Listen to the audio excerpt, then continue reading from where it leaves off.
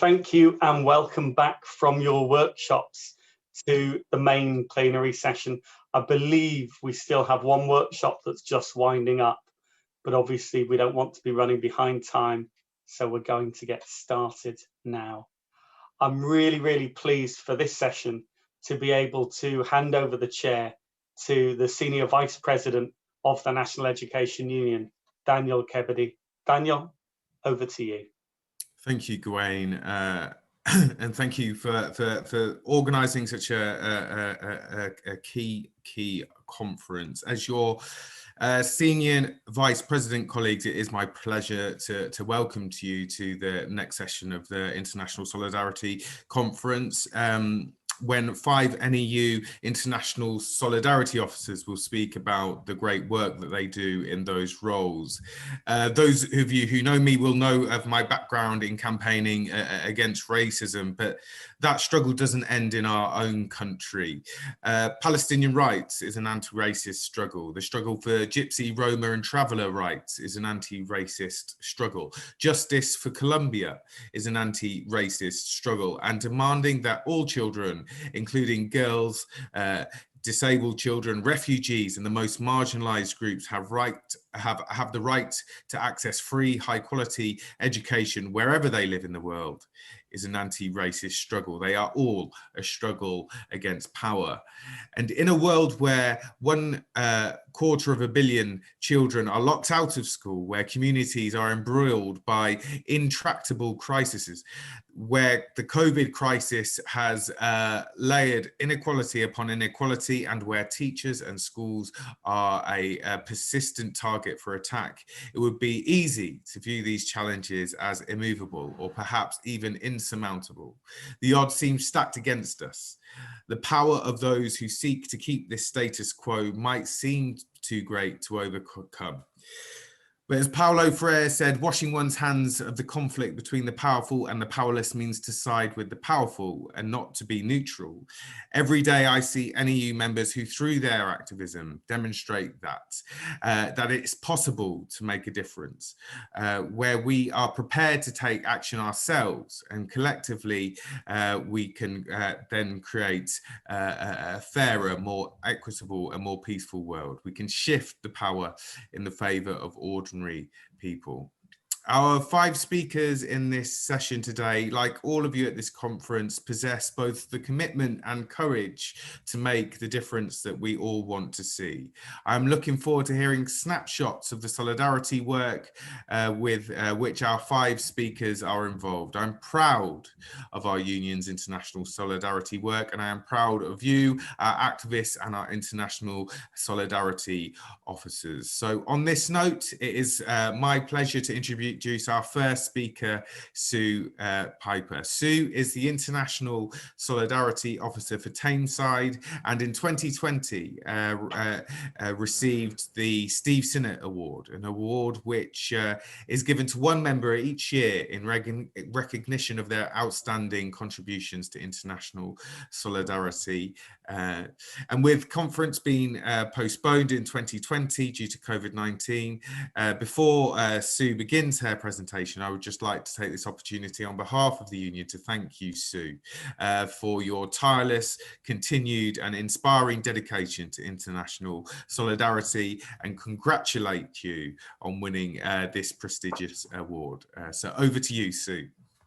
Oh, thank you so much, Daniel. Thank you for asking me to speak. I'm really enjoying the conference so far, so thanks for putting on such a great conference.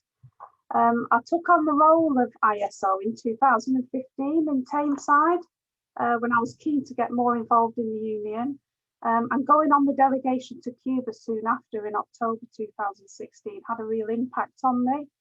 To see universal quality education for all at the heart of the community demonstrated to me what could be achieved anywhere.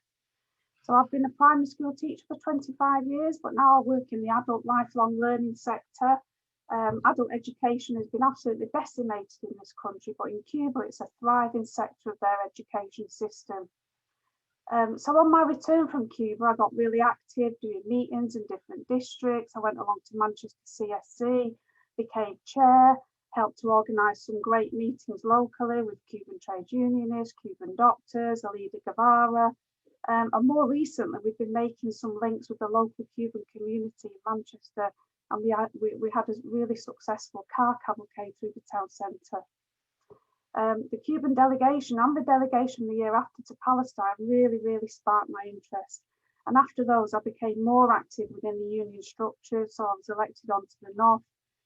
And it was then that I started to set up the Northwest Regional ISO network, organising meetings and get-togethers for all the ISOs in the Northwest. So what are the issues and causes that I care about? So obviously going to Cuba had a huge impact on me and really sparked my activism. And it was great to be a regional coordinator for the Play for Cuba campaign in 2018-19. The response in the Northwest was absolutely overwhelming, and it was a real team effort, collecting, boxing up all those instruments. But what was really great about the Play for Cuba campaign for me was all the conversations that I had about why we were doing it. So I talked to teachers about the illegal blockade. I explained how the arts education is central to the curriculum in Cuba. And through this appeal, I just spoke to so many people, from teachers in the local school to the manager of a local dance warehouse that was giving us loads of ballet equipment. And it was just a pleasure to host the Cuban visitor that year at conference and to see her as she saw those 2 huge containers on their way to Cuba. And I'm still in touch with her now, and we still talk about them. So more recently, I've been involved in the Cuban English Teachers Association too, and I've done 3 professional development sessions for them on how storytelling can help language learning. So this has been really interesting for me to be involved in Cuban teacher training, and has given me such an insight into the problems that they have with technology, as all their training is done through social media platforms such as WhatsApp or Telegram, as because they can't access Zoom because of the blockade. So I am in regular communication with many Cuban teachers through this brilliant organisation. Another big project I'm involved in is the Hands Up project, which is a UK-based charity which works with children and young people in Gaza and the West Bank. Through its network of volunteers, it connects children around the world with young people in Palestine. By means of online interaction, drama and storytelling activities, it enables the use of creativity and self-expression to promote mutual understanding, personal growth, and the development of English language skills. Most importantly, it enables kids in Palestine to tell their stories. So once a week, I link up with a Palestinian teacher. I tell a story online to a class of kids. The kids engage with it. They ask me questions. We do lots of fun activities. And it's just a great way for kids in Gaza and Palestine to link up with volunteers from all over the world. So the Hands Up project links up many classes in Gaza with classes in the UK. So do look them up if you're interested in linking up your class with a class in Gaza. I love doing physical challenges as part of my ISO work. Every year I do the big ride for Palestine. And this year I did a big walk and raised money for the Palestine Amputee Football Association in Gaza, which works with children, organises football activities for amputees that have lost limbs through sniper fire and through bombing. So I'm so proud to be part of a union with international solidarity at its heart. And I think there's so many ways that people can get involved. There really is something for everyone. So becoming an ISO, building the network locally, going to meetings, organising the meeting, building friendships, links overseas, either as a teacher or with your class, getting on the organising forum, linking up with other districts, or just being that international voice on your committee can be so, so powerful. So why is it important? So for me, international solidarity is about many things: practical actions, political actions, protests, support, raising awareness. Sometimes it's just about standing together and saying to somebody, we are by your side. But mostly for me, it's about friendship. And there's a quote from the Uruguayan journalist Eduardo Galeano, who said, international solidarity is horizontal. It respects the other person, and we have a lot to learn from other people. And I just love that quote, and it just sums everything up for me. Thank you again.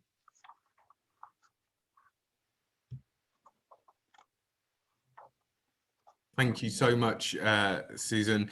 Our next speaker is Claudia Merola from Pembrokeshire. So welcome, Claudia.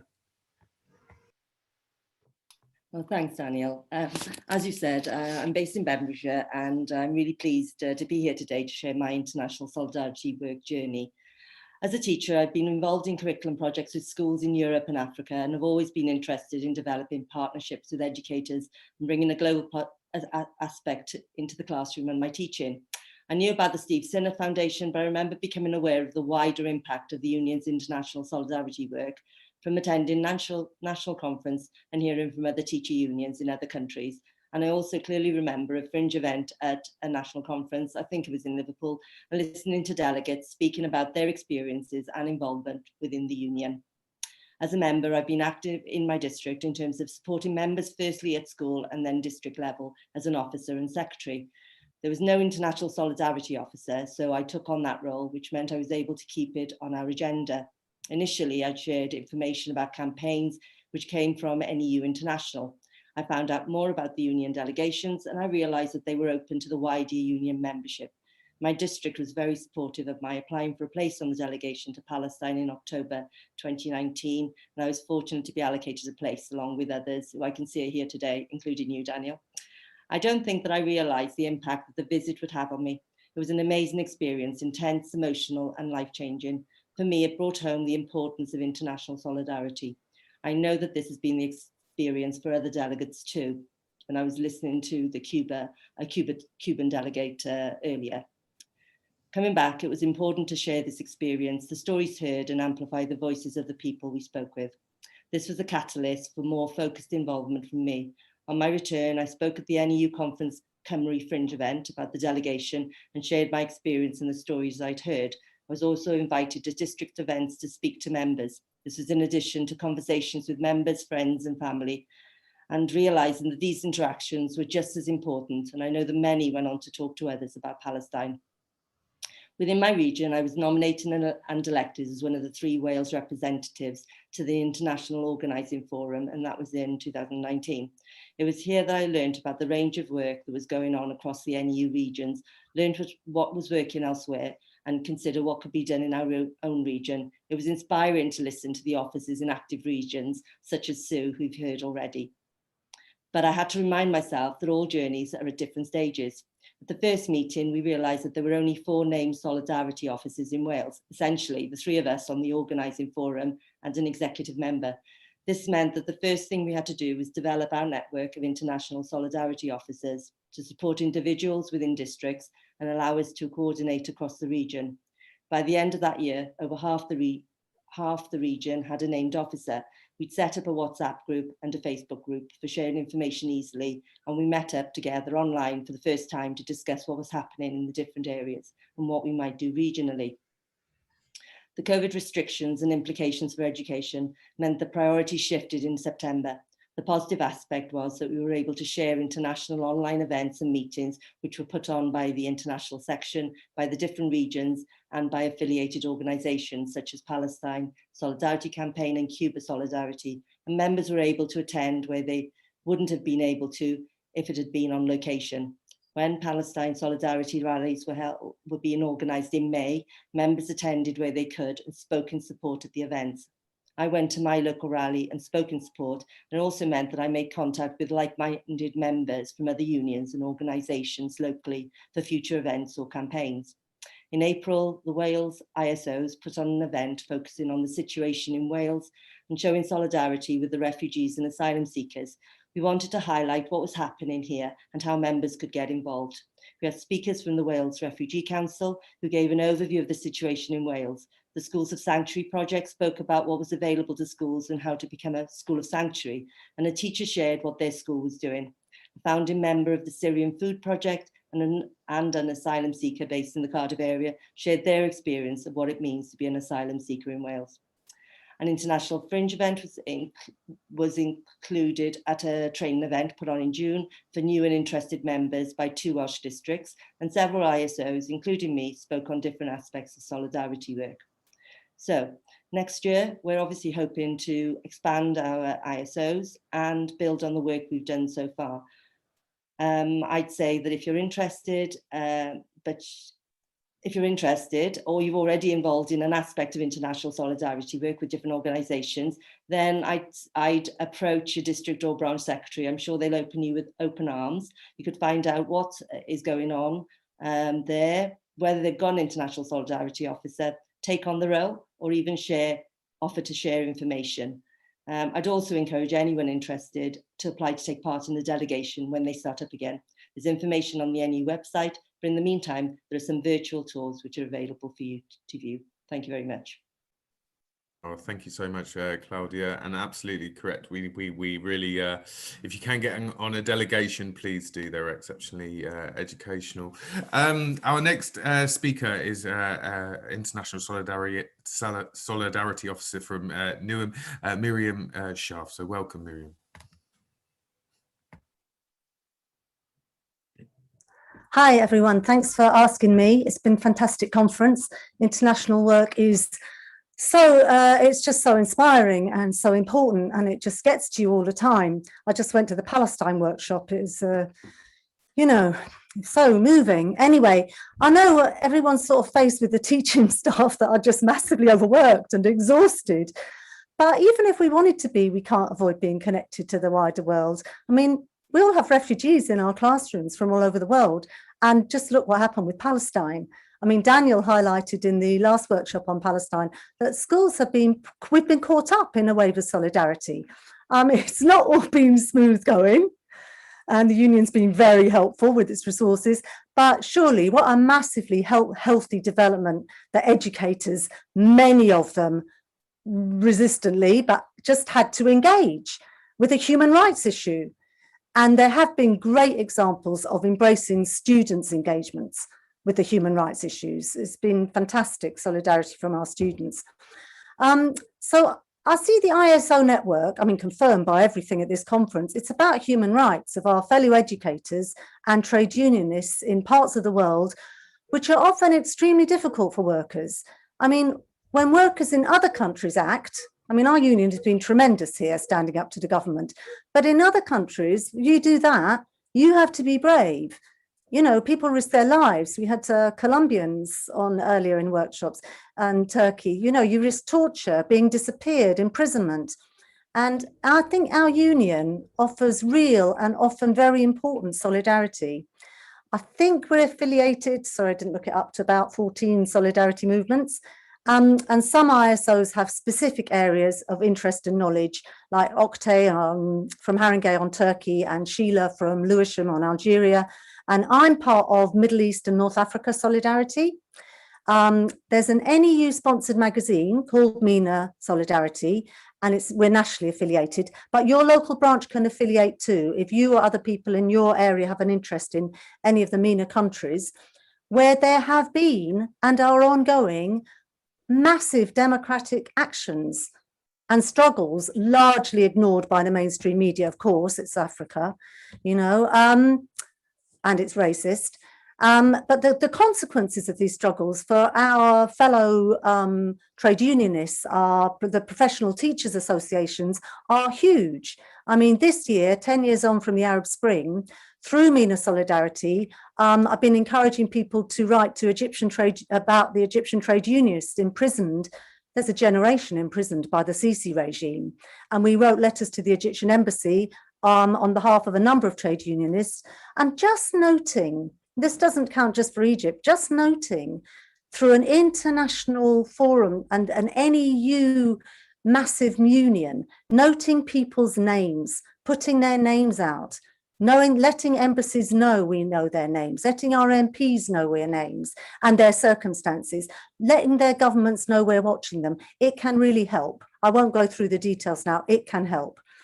Anyway, I've been making some attempts, not as successful as the previous speakers actually, to build links with Sudanese teachers associations. We had 2 Sudanese teachers at a London ISO meeting, and the recently released film called The Martyrs of Sudan, where 3 Sudanese doctors talk about the massacre of civilians there, was sent out in the NEU International Monday Mail Out, which I have got to give a big shout out about. The Monday morning mail out from International NEU is just a mine of information and updates on action. And every ISO member gets that, and they can, you know, if they've got time, they can act on this. It's, you know, it's fantastic. It's a summary of things. I've actually just sent in a petition and an MP letter to support of Osman Amir, a young Sudanese British citizen who was killed in Sudan by government militia. So please keep an eye out for that, if you're ISO officers or if you're going to be one soon. And these campaigns, you know, I hear back from the relatives, these campaigns mean a lot to the people involved. Having the weight, again, of the NEU support can give individuals and organizations confidence. You know, confidence. We can give other organizations who have less network, less strength, and under more attack, we can give them confidence by our solidarity. In the London region, we are very lucky. We have a fantastic organizer, Robin Tier. We have half-termly meetings with international speakers every time, and always with directions, campaigns for action, you know, questions, answers. It's been terrific. And with your organizer, your regional organizer, like I was saying, Robin, and your Monday morning mail out, they make actions really easy. Sometimes it's just a click, it's forwarding something, it's getting in touch with someone maybe, but everything matters. You know, our solidarity from us is appreciated, and it can make a difference. So I want to just say to people who've come to the conference, fantastic, you've come, I'm retired, it's easy for me, it's very hard for others. But being an ISO is not time consuming. You do what you can. It's interesting always, it's important always. But I think that being a voice for international solidarity in your union branch, it actually inspires members. It raises their sights out of the really routine horror and difficulty of safety and delivering the curriculum and recovery and everything. And you know what? Everyone was inspired by the Palestinians. Under these conditions, they rose, they fought back, and it's come into our classrooms, and it's raised everyone's aspirations and inspired all of us. So I think the ISOs are a channel for that. We're a continuum. Lots of people have pointed out we can go on working when, you know, other things sort of take a little dip in the media. We're here, we're a lovely network. Please join us, and you won't regret it. It's a very good experience. And I hope I've got that across. I think it's very important. Thank you very much, Miriam. It is vitally important, the work of ISO. So thank you very much for your contribution. Our next speaker is Rana Shahada. So welcome, Rana. Rana is an ISO in the city of Preston. Thank you, Daniel. Hi, everybody. Unfortunately, I don't have as much to say as my previous colleagues. So, but I'm coming from the perspective of a relatively new ISO. As mentioned by my three colleagues who came before me, well, there was a lot of things that led to me becoming or wanting to become an ISO. Attending fringe meetings at conference 2 or 3 years ago was something that made me feel very proud of our union, that our union does support not only teachers not only our British teachers, but teachers all around the world. And this is something that if we are members of a union, if we believe in solidarity and supporting people in education and supporting the rights of all children to that education, then surely that should be international and not only national. The reason I say this is because I was surprised to find that some colleagues in my own college were a little bit taken aback that the union has an international solidarity branch, that it would help fund delegations to Cuba, to Palestine. Why would they do that? Why would they do that? Why? And very much sort of why should my money go to help, you know, people in other parts of the world, which was really surprising for me. If we are in solidarity, surely we are in solidarity with teachers everywhere. This is not about the union going into other places in other countries as a savior. This is about holding hands. This is about supporting, walking alongside. This is absolutely about, and what we heard time and time again, I went along with Claudia and Daniel and some others to the delegation in Palestine in 2019. And we heard time and time again, we want your support, your solidarity. We want you to sign petitions, to do actual work for us. And absolutely that they welcome our solidarity. It is vitally important. It is absolutely not about going in and doing things the way that we want to. It is about supporting other teachers. And one of the fringe meetings that I remember from a couple of years ago that really impacted me was from Cuba, from Cuban teachers saying about how they value the support that we give, and it builds that confidence, as Miriam said.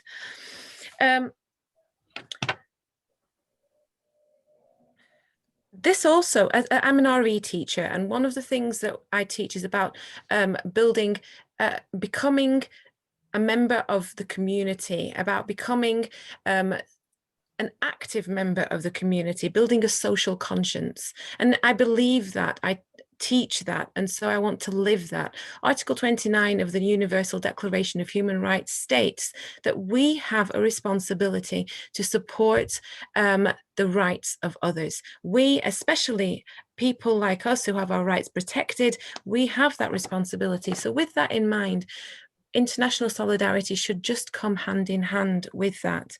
Now, I have a confession to make in that even though I am a new ISO and I've not done very much, I have been I've not done very much yet, partly because I haven't really known what to do. Now, I can sometimes be a little bit tentative. So any of you who are feeling like I don't really know exactly what to do, I would like to do it, but I wouldn't know where to start. Well, you speak to your district secretary. Your district secretary will get you in touch with other ISOs. Hearing from Sue, I'm alongside Julia and Nigel, who I know are attending this as well. I've recently been appointed to the Northwest International Solidarity Organising Forum, and we've had one meeting together, and I'm very excited for the things that we're going to plan for the year ahead.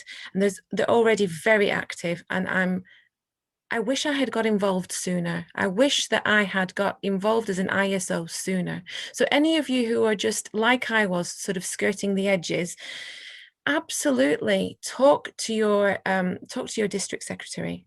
There are lots of people here with whom you can network.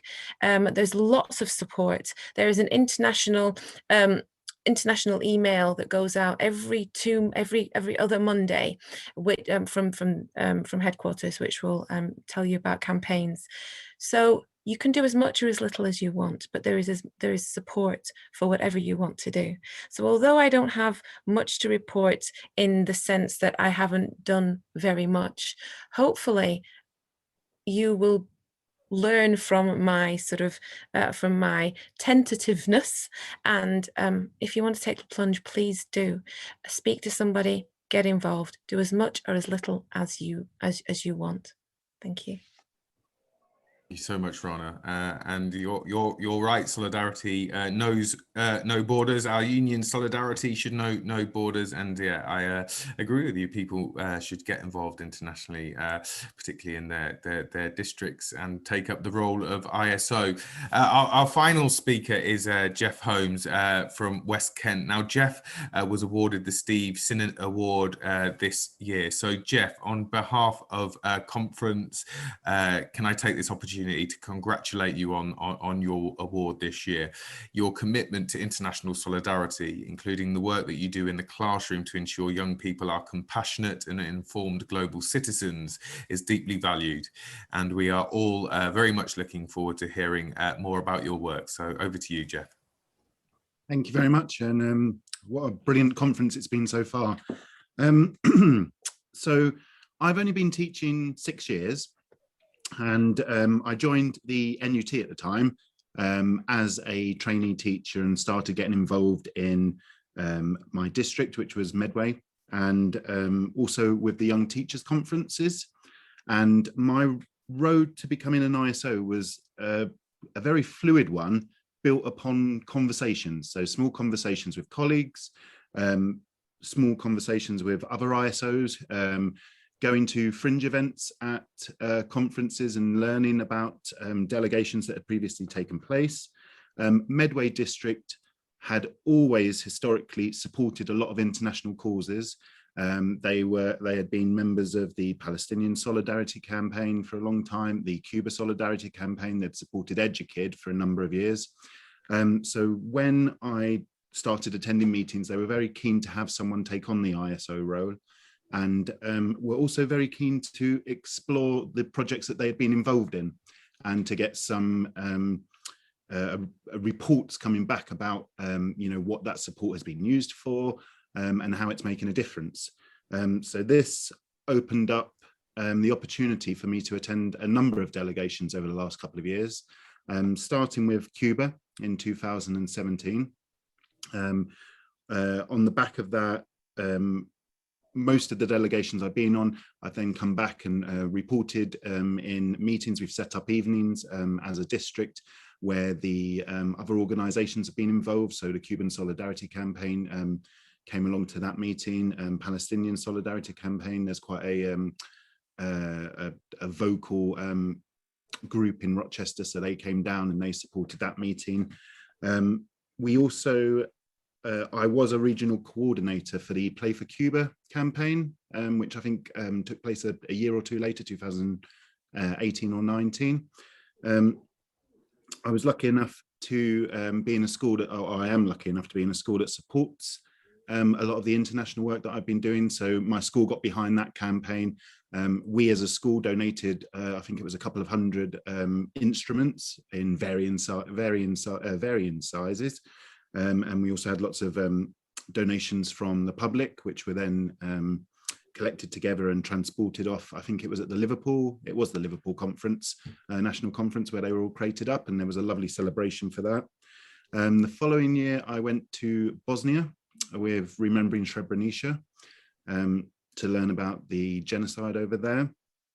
A lot of what, I'm a primary school teacher, so as much of the delegations as possible, I do bring back into the classroom in obviously age appropriate ways.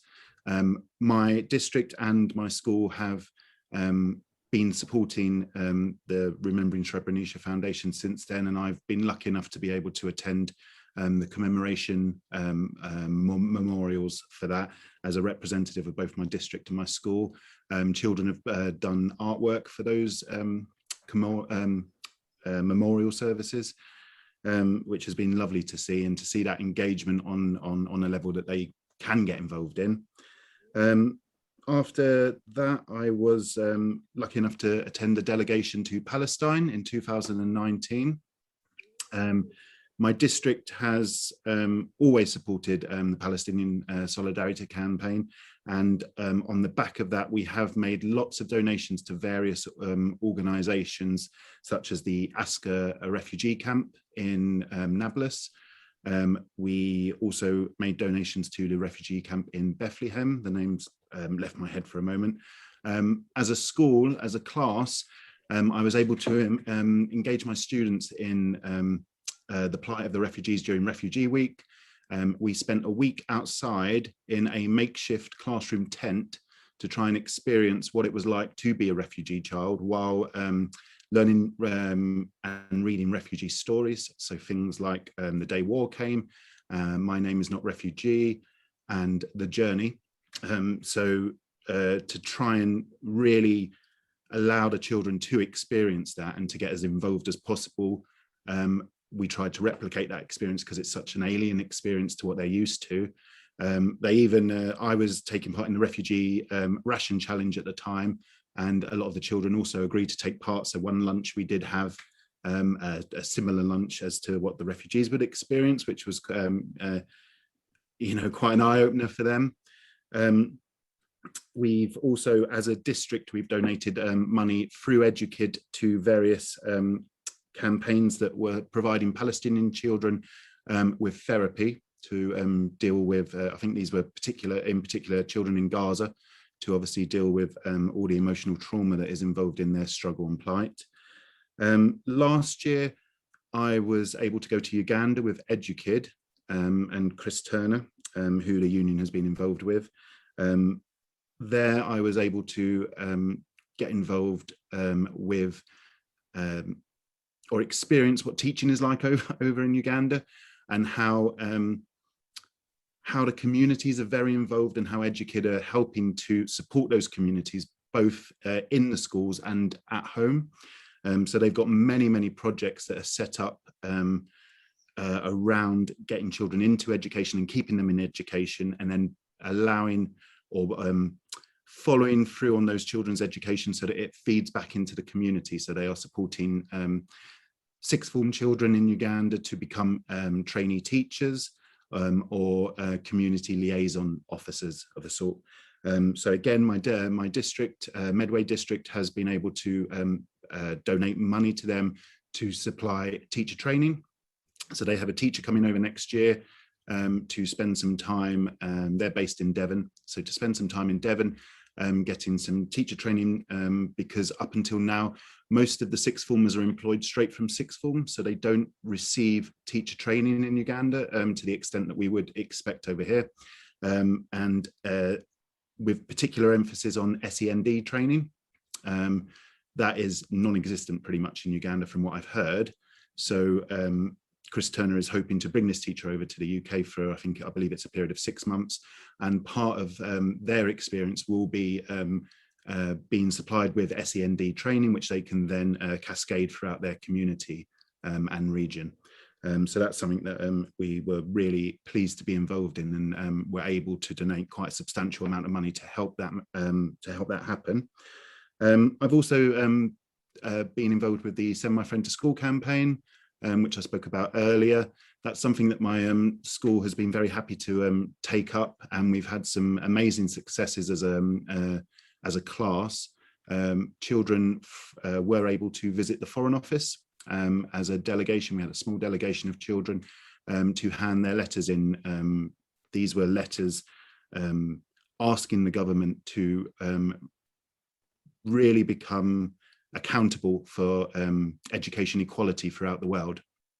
So I was really pleased to get involved in that, and that's a fantastic campaign that is very easy to bring into the classroom. So I do really recommend getting involved in that. I think most of the reasons why I feel it's important to be an ISO is really well, twofold for me. It's I find it important to educate the children that are under my care to become global citizens, to really become active parts in the process, the political processes and the solidarity processes for children and communities across the world. But also in previous, so like I said, I was only been a teacher 6 years. So in previous employment, I was never part of a union. And sometimes I felt quite isolated in other jobs. So especially during my training year and my NQT year, I found that joining the union very early on, I found many friends who were a support to me, who helped me through those hard times. And I feel that, you know, this is something that the union shouldn't only be focusing on, obviously, within our own communities, but as a international organization, we should be, you know, taking that sort of approach forward globally, and showing support for teachers and educationalists across the world. So that is why it's important to me to be why the role of the ISO is very important to me. There's many ways that people can get involved. I think most of them have probably been covered: going on delegations, signing up to the brilliant bi-weekly or bi-monthly mail out. I think it's really important to raise awareness. This was something that was talked about in the Palestinian workshop previously. Just keeping these issues at the forefront, and keeping these issues raised, both you know, through social media is a very important one, but within our own education settings as well. And as you know, district members, that is something that's incredibly important. next year, I mean, I'm hoping to focus on doing some more collaborative processes. I know a few of the previous speakers have talked about how they have worked with other ISOs in their areas. Warren Chambers, who is an ISO in the Southeast, has put together a group where we are now discussing how we can collaboratively take these processes forward and hopefully get involved in some projects that allow many people to contribute to them and upscale the work that we've been doing separately. So yeah, thank you very much for having me. Thank you very much, Jeff, and thank you for all the work that you're doing and for your contribution. That's the end of this session. So a huge thank you to our speakers, our ISOs around the country, building the union's international work in their local districts, their schools and their colleges, where it actually matters most. And long may our union demonstrate solidarity with educators, with children around the world. I'm going to hand over to Gwaine Little now for the rest of today. Thank you. Thanks very much, Daniel. Such an inspiring session to hear from all our international solidarity officers there. And please do check out the links in the chat if you'd be interested in becoming an international solidarity officer. A first step on quite an amazing journey, I think.